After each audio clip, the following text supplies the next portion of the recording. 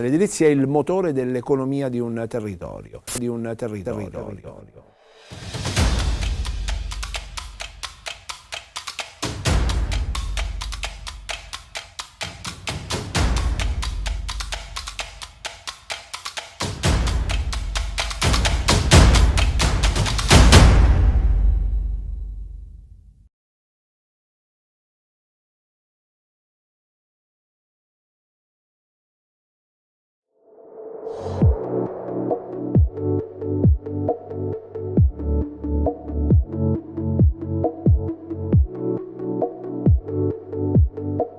Le Vele Bianche è un edificio che nasce nella parte commerciale di Motica, è stato iniziato nel 2016 e ultimato nel 2018.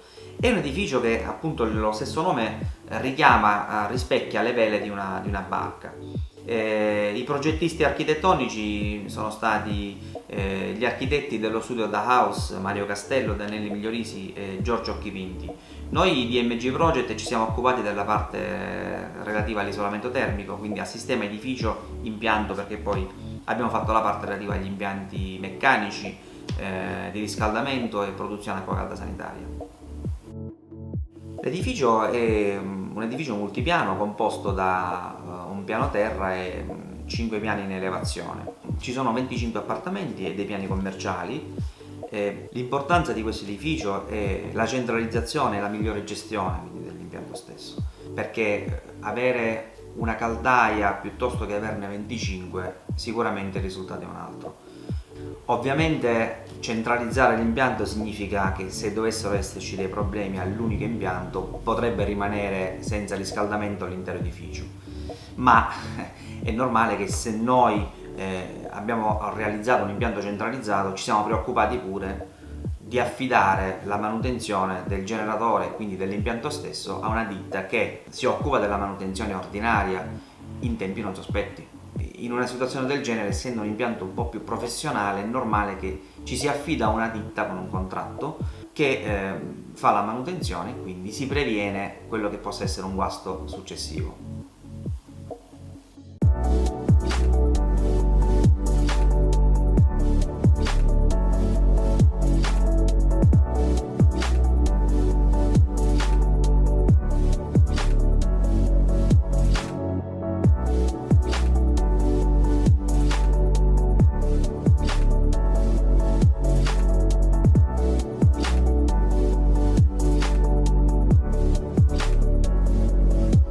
Come dicevo inizialmente, abbiamo attenzionato tutto quello che era l'isolamento termico, quindi siamo partiti dal progetto dell'edificio da un punto di vista energetico. Quindi prima di pensare al tipo di impianto che si deve andare a fare in un edificio bisogna attenzionare l'isolamento termico. Quindi abbiamo curato, e ci tengo a dirlo, la parte estiva e la parte invernale, non solo la parte invernale. Abbiamo curato la parte del cappotto esterno, quindi dei ponti termici, la copertura dei pilastri, delle travi, quindi l'incontro dell'isolamento, del tamponamento esterno con i pilastri e le travi.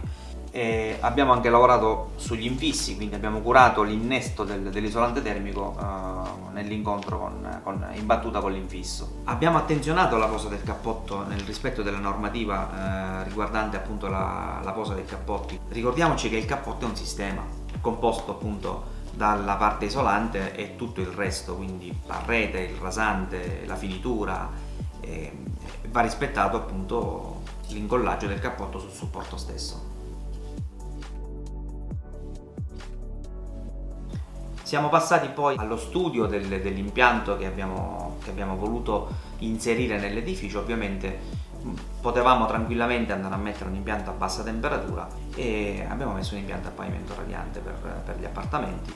Abbiamo assolutamente attenzionato tutto quello che era la distribuzione dell'impianto, sia da un punto di vista delle perdite di carico e quindi del corretto dimensionamento delle tubazioni, e soprattutto anche l'isolamento, quindi attenzionando il consumo anche da questo punto di vista.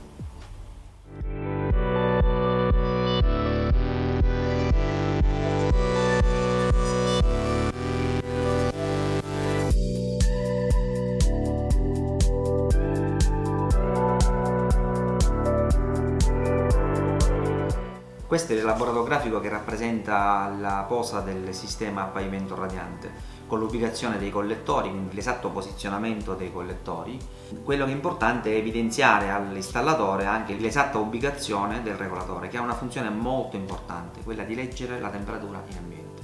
Se noi non posizioniamo bene questo, la regolazione non dà il risultato di progetto. Un'attenzione particolare anche nella posa delle bande perimetrali, per via appunto delle dilatazioni del pavimento stesso.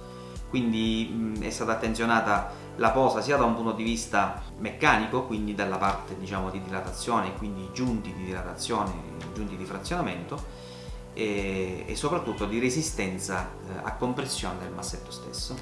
Il massetto utilizzato è un massetto, come dicevo, specifico per gli impianti a pavimento, che oltre ad avere una resistenza meccanica migliore rispetto a quello tradizionale, ha un'efficienza di resa molto più alta.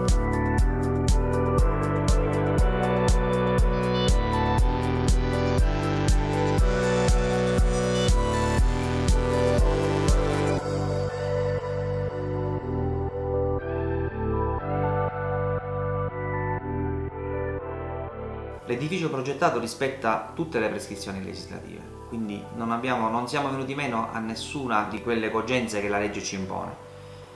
Ci tengo a dire per esempio il solare termico. Il solare termico è composto da 2 batterie montate in parallelo, da 6 pannelli solari ciascuno, quindi nel complesso 12 pannelli solari, che oltre ad integrare, a produrre l'acqua calda sanitaria, quando non stanno producendo acqua calda sanitaria, aiutano ad integrare anche il riscaldamento.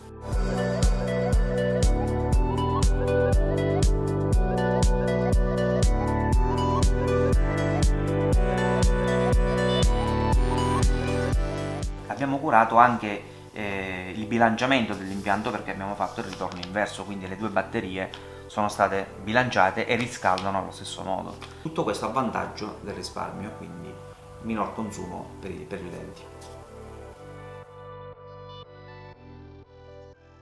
Naturalmente per impianti meccanici intendiamo anche la distribuzione idrica, quindi l'acqua calda sanitaria.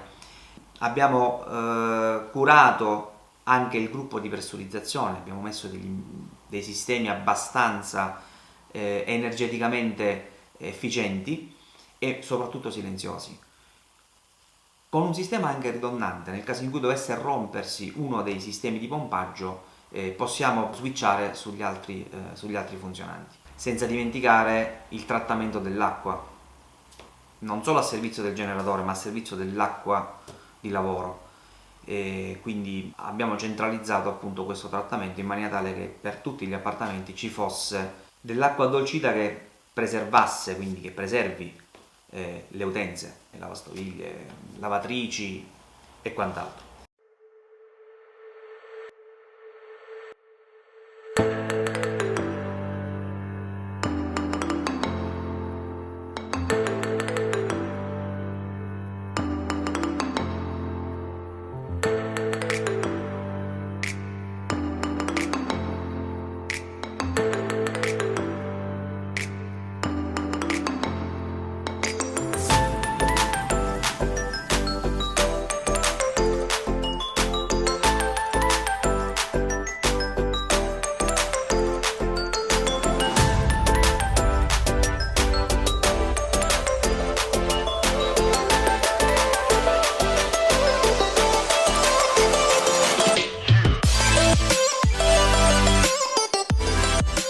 Allora, questo è l'impianto solare termico centralizzato, costituito da 12 pannelli solari di tipo piano a circolazione forzata. Questi pannelli producono calore che viene accumulato nel puffer di acqua tecnica di 3000 litri, che ha doppia funzione, quella di produrre l'acqua calda sanitaria e quello di produrre il calore anche per il riscaldamento degli ambienti, i quali avranno poi un impianto a pavimento radiante per ogni appartamento. Per cui abbiamo un utilizzo di una fonte totalmente rinnovabile e pulita per produrre sia il calore per gli appartamenti che l'acqua calda sanitaria.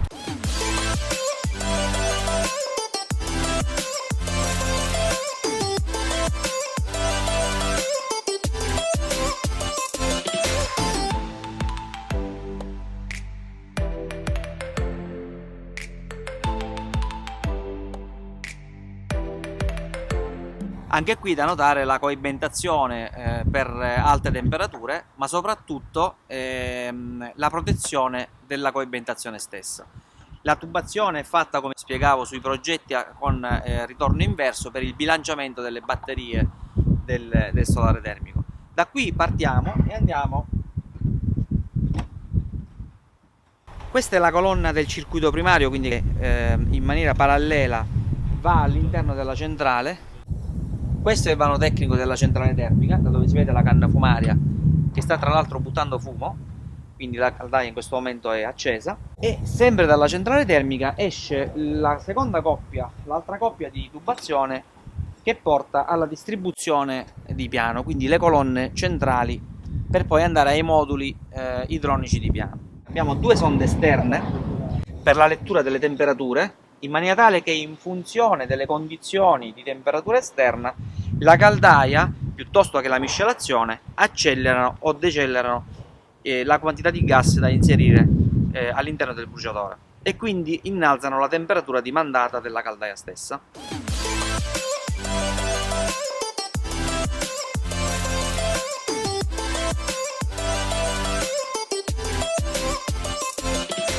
Allora, questa è la centrale di generazione del calore, il cuore pulsante è questa caldaia, una caldaia a condensazione a metano di circa 90 kW di potenza di portata termica. Il calore prodotto da questa caldaia tramite due tubi di mandata e ritorno dell'acqua calda viene stoccato in questo accumulo di acqua tecnica o puffer di acqua tecnica, ha una capacità di circa 3000 litri. Questo accumulo di acqua tecnica viene principalmente con priorità riscaldato dal sistema solare, i pannelli solari posizionati sul tetto, quindi interviene qualora non dovesse soddisfare il solare termico la richiesta di calore, interviene poi la caldaia.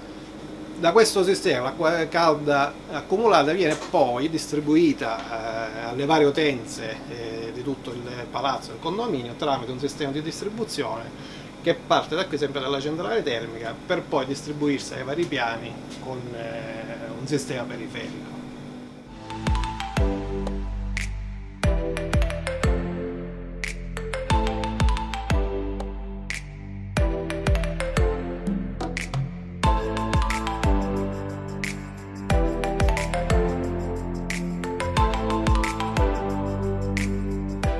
Allora, a completamento della centrale termica, come ha già illustrato il collega, abbiamo il gruppo di rilancio, le tubazioni di distribuzione, gli apparecchi di sicurezza, quindi vasi di espansione, il gruppo Ispesel o G-Nile e la parte di accumulo che avete già visto. Più sulla destra abbiamo il gruppo invece di ricircolo del sistema solare termico. Quello che è importante notare è appunto l'isolamento termico delle varie tubazioni, che sono state assolutamente, diciamo, dimensionate in maniera da avere il minimo della dispersione, ma soprattutto di proteggerle con dei gusci preformati in alluminio. Tutti i sistemi e le apparecchiature di sicurezza, di controllo e sicurezza sono tutti a vista e la valvola di intercettazione del gas è facilmente accessibile.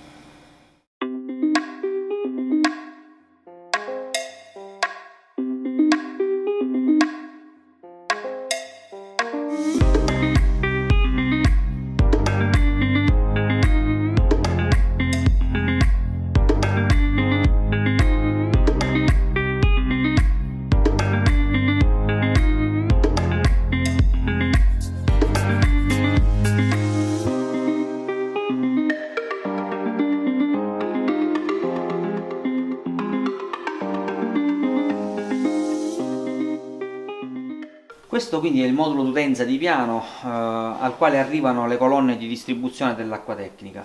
Abbiamo il contatore volumetrico, quindi di ingresso dell'acqua fredda, e il contacalorie per la distribuzione dell'acqua calda. Acqua tecnica, quindi acqua sanitaria per la produzione in istantanea con lo scambiatore di calore, e l'acqua di distribuzione ai collettori degli impianti a pavimento radiante. È da notare la coibentazione delle tubazioni, che è abbastanza spessorata, ma non abbiamo fatto altro che rispettare i limiti di legge. Questo invece è il modulo di trasmissione dati, appunto relativo al conteggio dei consumi. Poi abbiamo una regolazione termostatica dell'acqua in ingresso con delle sonde a contatto per la gestione delle temperature. Quello che è importante notare anche sono i sigilli dei vari contatori, quindi è tutto assolutamente sigillato.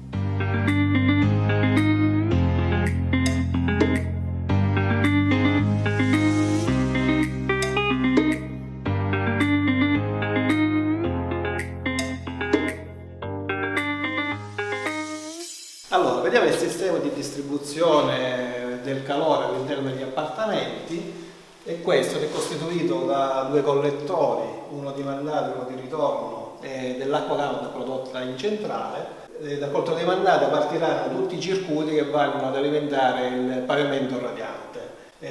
Sul collettore di mandata abbiamo un controllo, una regolazione della portata, mentre sul collettore di ritorno abbiamo la regolazione della temperatura effettuata con delle valvole elettrotermiche collegate, come vedremo, a dei termostati ambiente. Quindi ogni ambiente avrà un suo termostato in cui imposteremo la temperatura di set point, quindi ad esempio 20 gradi. Poi col pavimento radiante possiamo anche impostare temperature inferiori, visto il beneficio proprio della distribuzione del calore del pavimento radiante. Quando arriveremo a temperatura in ambiente, quelle valvole elettrotermiche chiuderanno la mandata di acqua calda ai circuiti radianti del pavimento radiante. Quindi ogni ambiente ha una regolazione autonoma e capillare.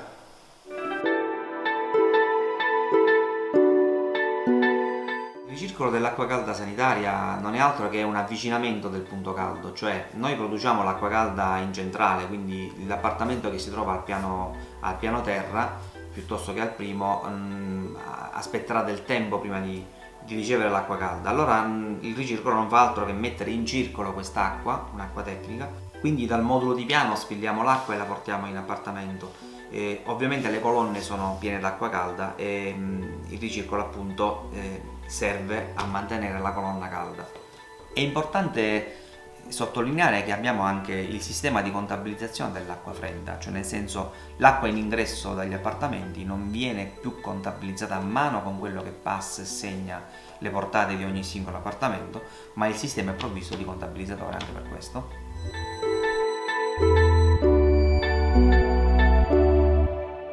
Ritornando al discorso dell'edificio, non dimentichiamo che la centralizzazione non significa venire meno agli obblighi di legge, perché abbiamo centralizzato anche le fonti di energia alternativa, il solare termico, il solare fotovoltaico ovviamente è stato installato. La centralizzazione esisteva, infatti noi non abbiamo fatto altro che ritornare alle origini. I problemi che si erano avuti nel passato erano dovuti al fatto che ognuno andava a riscaldare, andava a consumare in maniera diversa rispetto agli altri ed erano questi i problemi oggetto di discussione. Ovviamente abbiamo risolto il problema con la contabilizzazione del calore. Ognuno paga per quello che consuma. Ogni appartamento è dotato di un contabilizzatore, cioè non fa altro che andare a conteggiare quello che è il consumo effettivo di ogni appartamento. I dati contabilizzati vengono inviati ad una centrale, ad un operatore che poi li gestisce, li mette su carta e li fornisce all'amministratore del condominio. È compito dell'amministratore del condominio andare a contabilizzare invece, a fare i conteggi per quello che sono i costi totali dell'impianto, divisi in due parti, in due modi: la quota consumo, che è quella effettivamente consumata dall'utenza, e la quota comune, la quota fissa, che viene ripartita secondo i millesimi, quindi si andrà a pagare anche lì con i millesimi quello che è la manutenzione ordinaria ed eventualmente straordinaria del sistema.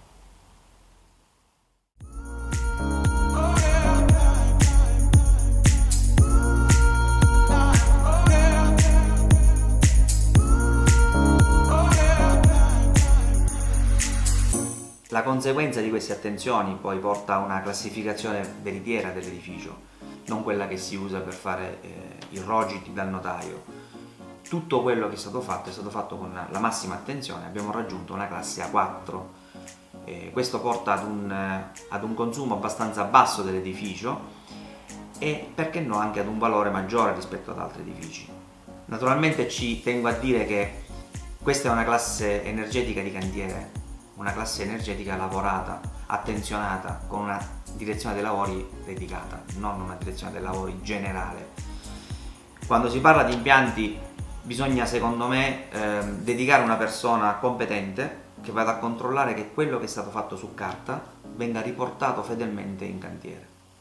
Conseguenza di questo fatto è naturalmente il rispetto per l'ambiente. Il rispetto per l'ambiente significa rispetto per le persone e quindi più rispetto per noi stessi.